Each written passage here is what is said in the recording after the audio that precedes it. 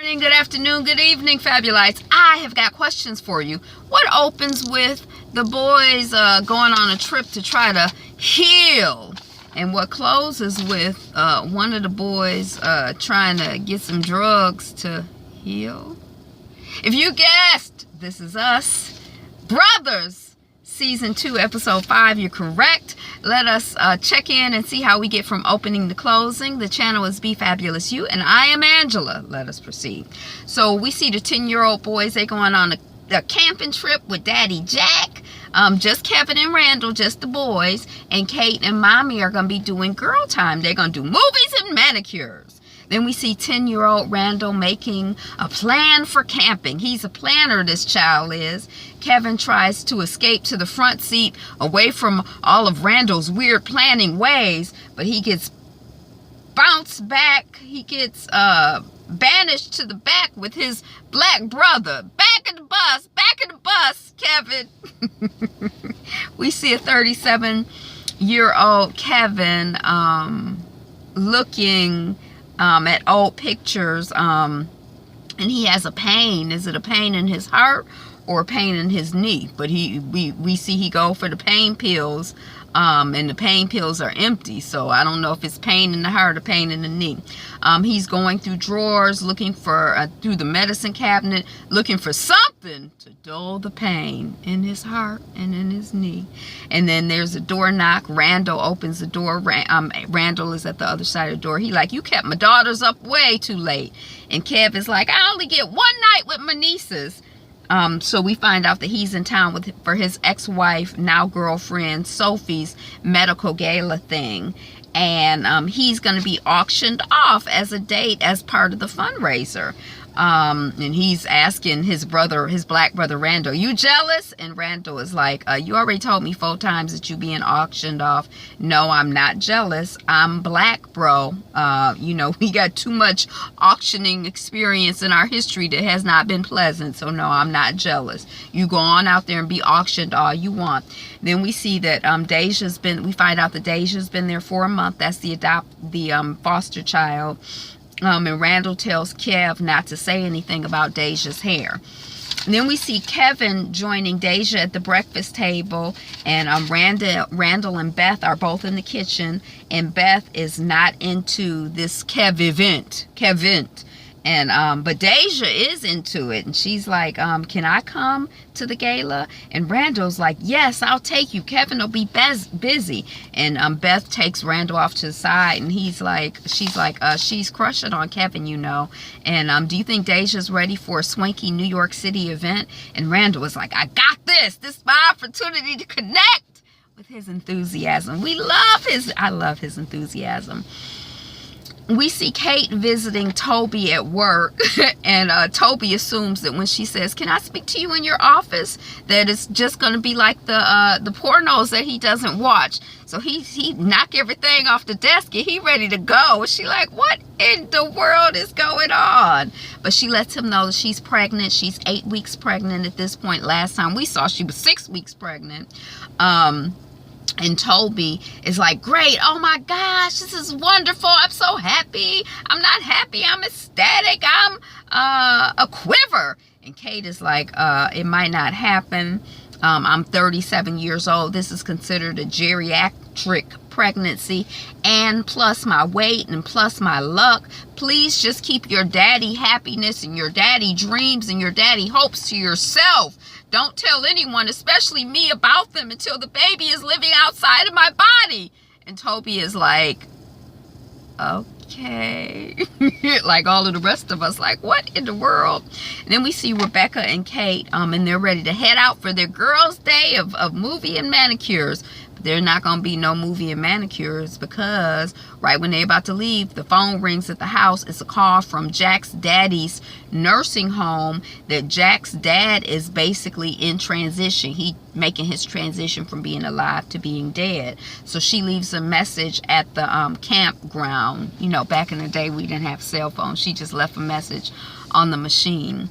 And then we see a flashback of Jack and his daddy on a road to a fishing trip. So it's kind of like a parallel like he's taking his, I don't know what's going on there. Jack is taking his boys on a camping trip, and we see Jack's daddy taking his boys on a fishing trip, and we could compare and contrast. And Jack's daddy is like, you thirsty? Baby boy Jack, 10-year-old Jack is like, no. His dad is like, I'm thirsty. So they stop. He like, I'll be right back. That's what he says. Then we see Jack with 10-year-old Randall and Kevin, and they getting set up at the campground. And little Kevin, oh my gosh, her dog is huge now.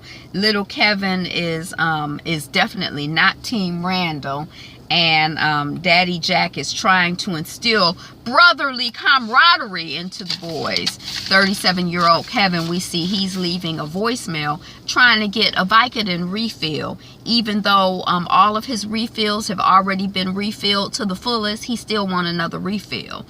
His ex-wife girlfriend comes into the room, and he lies about who he was calling and what he is doing. We already knew he was in trouble, but we know he really in trouble. He lying. He desperately looking for something to take. You know, he having an issue. And she notices that he's already drinking, so he's self-medicating with the alcohol. And Kev is like, oh, it's just beer, I'm just tired. Lies, lies, all lies. He's in pain. Physical pain and emotional pain. And then we see Beth getting Randall mentally ready for the gala with Deja, and she's like, you know, don't say anything about how she looks. And then Deja comes down the stairs, and then we see Randall and Deja in the car, and Deja's looking out of the window trying to ignore Randall, and Randall is trying to chat up Deja. You down with DQ? This used to be a Dairy Queen. Here, Dairy Queen. And Deja's kind of non-responsive. We see Rebecca showing up at the nursing home for Stanley Pearson. That's the daddy of Daddy Jack, and they have never even met, we find out. It's the nursing home called, she says. Jack wasn't there, so, you know, here I am. Can I do anything for you? It's nice to have finally met you. I know that you and Jack have had a difficult relationship, so there's nothing I can do. And Stanley kind of looks past Mama Rebecca, and he's looking at Kate, and he's like, is that my granddaughter?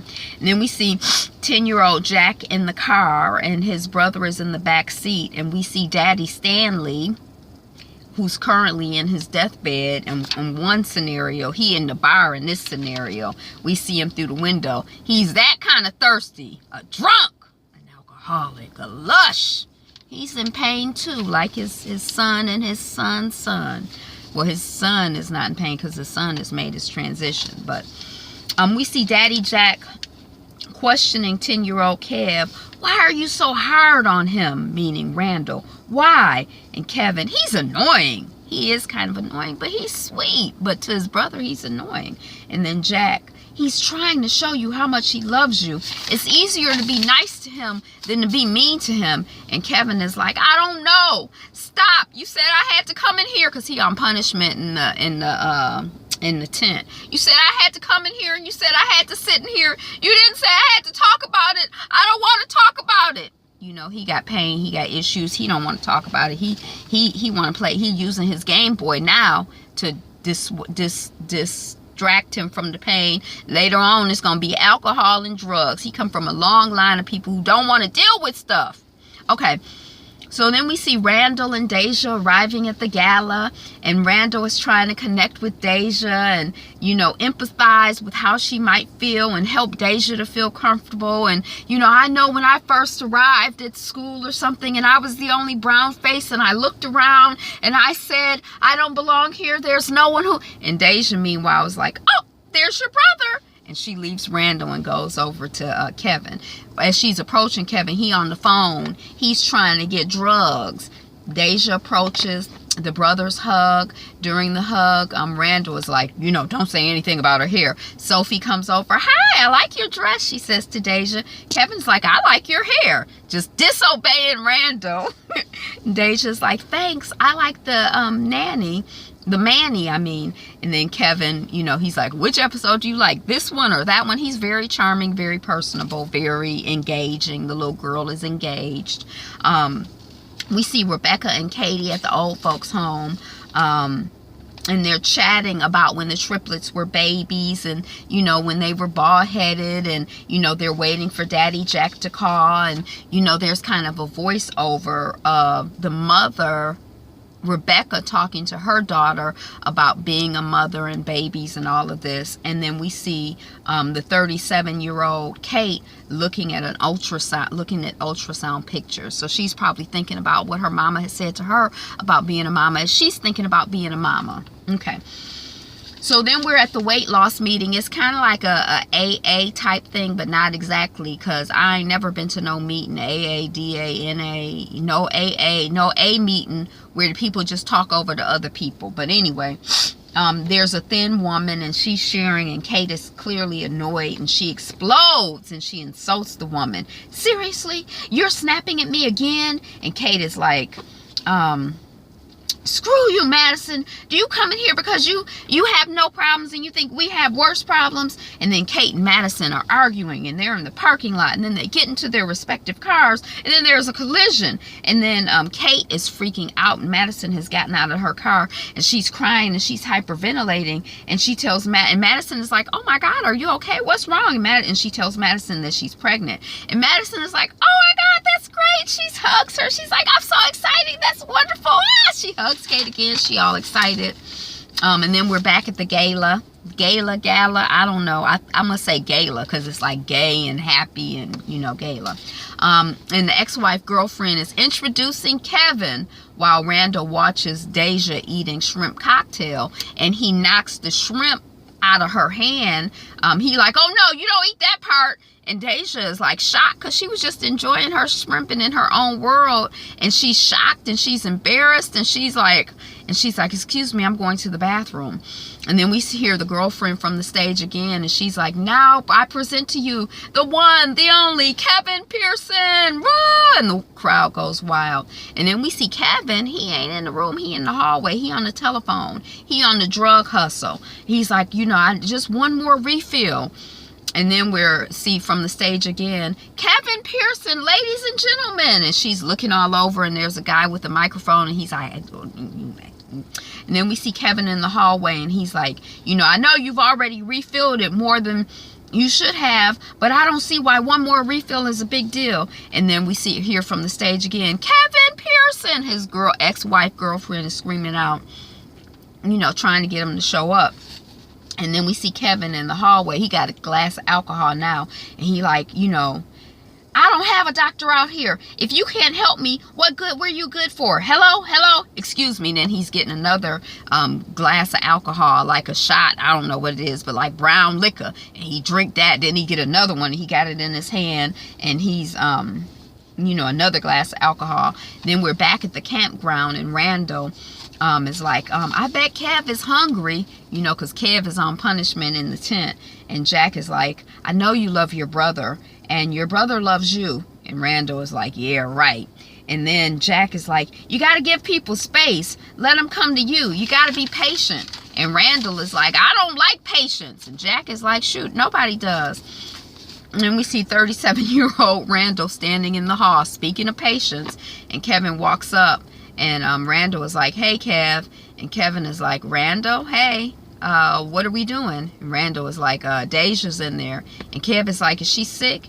And Randall is like, of me? She's sick of me, but she likes you. Not because of the Manny, because, you know, you're good with people. I come on too strong. Why am I standing here? I'm trying to stop myself from going into the ladies' room. And Kevin is like, you going in because you care? You're going in. You going in. You can't stop yourself because you care too much and you feel too much. You always have. And I don't feel anything at all. And Randall is like, looks at him, and he's like, you okay? Because Kevin is all like shiny and, you know, sweaty and glaze-eyed. And then he's like, I'm going in. Randall goes in. And then we're back at the park, and the park ranger is driving up to Jack, and he's like, you know, I got your wife patched through on the walkie-talkie. And Becca is like, you know, the nursing home, everything is okay, but the nursing home called, and your dad called, and so I came. Is that okay? And Jack is like, my dad? And Becca's like, he's dying. It's not much time left. You want to come back? And Jack is like, I'm going to stay here with the boys. And Rebecca's like, you sure? And Jack is like, My dad's been dead to me for a long time. And then Rebecca is like, you are a miracle coming from your dad and being the dad you are. And then we see Kate coming home to Toby, and she's like, I got good and bad news. And Toby is like, bad news first. And Kate is like, Kate is like, I banged up the car. And Toby is like, well, what's the good news? And Kate is like, the person I got into the fender bender with was Madison. And Toby is like, did you kill her? And Kate is like, no. And Toby is like, I thought you said it was good news. I guess he don't like her either. And Kate is like, I told her we were pregnant, and it felt good saying it out loud. Okay, so come with me. I got something for you. And then we see Kevin returning to his ex-wife, and he's like, you know what I miss? And Sophie is like, you embarrassed me. You didn't show up. You embarrassed me in front of my friends and my co-worker. Why'd you have to get drunk tonight? My night. You've been weird ever since you came back to New York. And then we see Randall in the bathroom, and Deja is like, oh, I should have this plugged in. Dang, it's too late. And Deja is like, you gonna stay out? You gonna stay out there forever? And Randall is like, yup. And Deja's like, look, you can't grab me like that. I got hit and grabbed a lot in foster care, and I don't like to be grabbed. And then she explains a little story to him or whatever of her trauma and abuse. And then Deja leaves the stall, and Randall follows her out of the bathroom. So Deja Randall don't really mean her no harm. And Randall is just, this goofy nice guy. Even she can tell. And she have to explain stuff to him because he don't know, he don't understand. And then Kate brings Toby to a cafe, and she's like, you can tell any one person here that we're pregnant, and then we never have to come here again. And then Toby goes to the to the counter, and he's like, I want this song played on the sound system. And then he starts playing the song. The guy is like, but he plays the song, and then Toby is dancing all around, standing on the counter and going around and telling people, she's pregnant, she's pregnant, she's pregnant. And then he pours ice over his head, and then he's like, okay, we can go now. So he had his moment of being excited. And we see a 10-year-old Kev in the tent, and he's still on punishment, and he notices Randall's notebook. He has a little bitty notebook, and Kevin opens it up, and Randall has written notes about how to treat Kevin. Like, don't ask to use his Game Boy. That annoys him. And then Kevin, he feels bad for Randall because Randall tries so hard and he cares so much. And so Kevin goes out and he roasts marshmallows with Randall nicely. Kevin is a nice boy. He's just a little boy. He's trying to do his best. And then we see Rebecca saying to Stanley, Jack's father, Jack's not coming. And then she leaves, and then she stops, and then she returns, and she's like, just so you know, your son is a great father. He's a great provider. He's a great husband. You think you screwed him up, but you only made him stronger. And then we see a montage of Daddy Jack and 10-year-old boys howling at the moon at the campgrounds. They're all bonded and everything. And then we see the family reuniting after the boys' camping trip. And we see Randall looking over at Deja sleeping as they come home from the gala. Then we see the 10-year-old triplets and the family hanging out. And then we see Kevin walking on the street, and he's calling his old New York City doctor and leaving a message on the machine for drugs. Then we see Jack's baby brother, Nick, waking up from, on the fishing trip, and he's putting on his glasses, and he's like, where's Dad? When's he coming back? And Jack is like, Dad's in there, but he's probably not coming back anytime soon, but don't worry, I'm not going anywhere, Nicky. And then we see Jack, grown-up Jack, getting out of the bed, and he goes down to the basement, and he's looking through pictures of military guys, and I think we see him, but I think we definitely see Nicky. So that's the end of the episode, season 2, episode 5. Brothers, this is us. Thank you for watching, liking, commenting, sharing, subscribing. We're working on 200 subscribers. Today is the best day ever. Be you, be fabulous, you. Peace. Bye.